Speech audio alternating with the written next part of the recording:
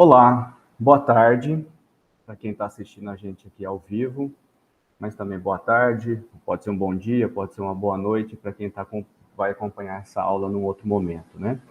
Meu nome é Carlos Eduardo Panosso, eu sou professor do IFTO já no Campus Palmas já há 13 anos, onde eu trabalho com as disciplinas de Sociologia, Sociologia da Educação, Sociologia Política, Estado, Política e Governo. Essas são algumas das disciplinas que eu tenho trabalhado ao longo desses últimos anos, né? E hoje eu estou aqui para iniciar, a gente vai iniciar um trabalho com a Sociologia da Educação, e nesse princípio de disciplina, eu gosto de fazer uma discussão, uma reflexão a respeito, não da sociologia especificamente, e menos ainda da sociologia da educação, né? Mas eu gosto de fazer uma reflexão sobre as possibilidades que nós, vivendo em sociedade, a gente consegue ter de conhecimento, né?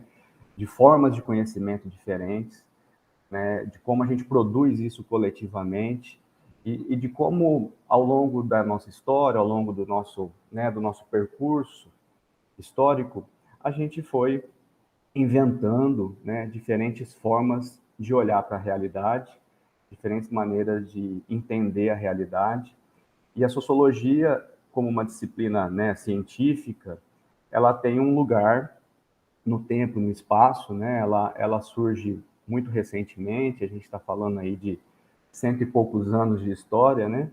Mas ela tem uma relação direta com o nosso tempo.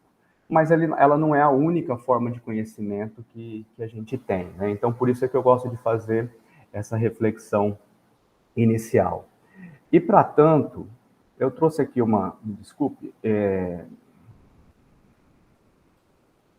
eu trouxe aqui uma frase, né, que está num texto muito interessante do Rubem Alves, que chama Ciência Coisa Boa. É uma frase, na verdade, de um poeta português chamado Fernando Pessoa, né, no que ele fala: pensar é estar doente dos olhos, né?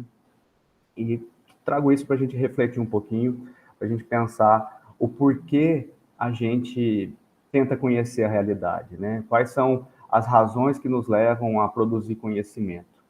E nesse mesmo texto do Rubem Alves, o Rubem Alves, que é um filósofo, né? Um filósofo, inclusive, muito importante na educação, com o tema da educação, ele fala que há duas grandes preocupações do ser humano, né?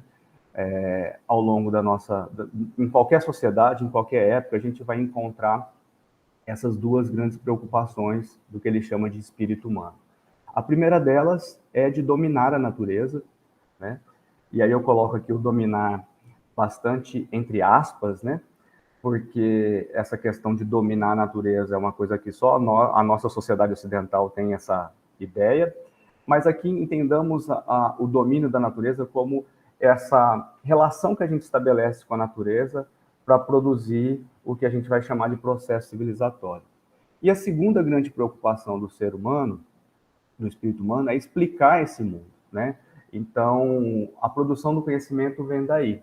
E com isso a gente tem, ao longo da história, muitas formas diferentes, né, de pensar o mundo. Nós temos a filosofia, a ciência, o senso comum, a religião, os mitos, né? Então, é importante que a gente entenda isso sempre como no caso a sociologia da educação, apenas uma lente que a gente tem para enxergar a realidade. E aí, para a gente completar, né, que o nosso tempo aqui é bastante escasso, para a gente completar essa discussão, eu vou colocar um texto para vocês na plataforma, né, no Moodle, que é uma entrevista do Levi-Strauss, no qual ele discute a diferença entre o pensamento dos povos indígenas e o pensamento científico ocidental. E aí, a partir dessa discussão, a gente vai começar o nosso trabalho, de fato, de falar de sociologia da educação. Então, vocês vão lá, discutam no nosso fórum, e depois, na próxima aula, a gente vai começar a afunilar mais a questão da sociologia da educação. Muito obrigado, um grande abraço a todos.